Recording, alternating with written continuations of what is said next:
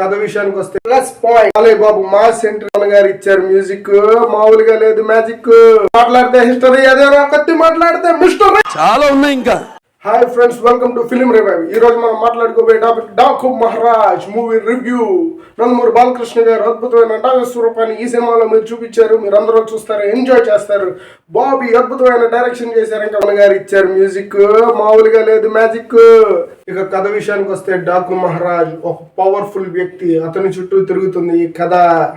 తండ్రి మాటకు విలువిచ్చే వ్యక్తిగా, న్యాయం కోసం పోరాడే మహనీయ శక్తిగా, ఊరి ప్రజల కోసం అతను ఎంతో శ్రమించి వారి సమస్యలను తీర్చారా లేదా అన్నదే ఈ చిత్రంలోని సారాంశం.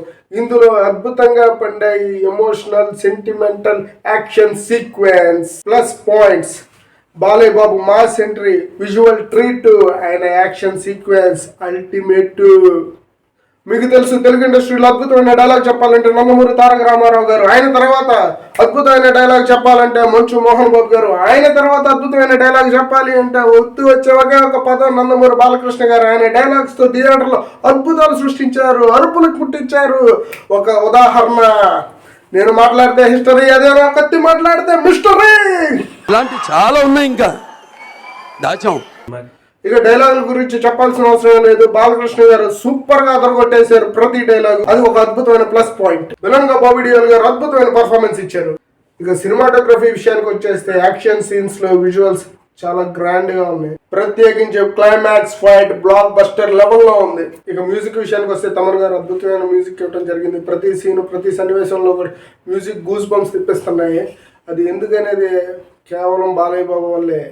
బాలయ్య బాబు గారి యాక్షన్స్కి తమన్ గారి మ్యూజిక్కి సూపర్ సింక్ అయింది. ఈ మధ్య తమన్ గారు ఒక పదం వాడటం జరుగుతుంది, పక్కోడికి రజనీ ఉంటే బండోడికి బాలయ్య ఉన్నారని. కానీ ఈ సినిమా తర్వాత నుంచి బాలయ్యకే బండోడు ఉన్నాడు అనే రేంజ్లో ఉంటుంది తమన్ గారి కెరియర్. ఇక మీద ఎవరు తమన్ని ట్రోల్ చేయరు. కాపీ సాంగ్ ఇచ్చినా అది కరెక్టే, ఎందుకంటే తమన్ బాలయ్య అని.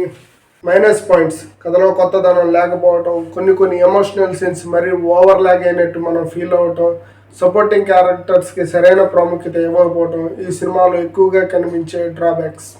చివరగా బాలయ్య బాబు ఫ్యాన్స్ కి ఈ చిత్రం ఒక పండుగనే చెప్పవచ్చు. కథలో కొత్తదనం లేకపోయినా బాలయ్య బాబు పర్ఫార్మెన్స్ తో సినిమాని పిక్స్ కి తీసుకెళ్లాడు. ఈ సంక్రాంతి బరిలో ఈ చిత్రం అద్భుతమైన విజయం సాధించే అవకాశం ఉంది. ఫైనల్ గా ఈ చిత్రానికి నేను ఇచ్చే రేటింగ్ 3.5 out of 5.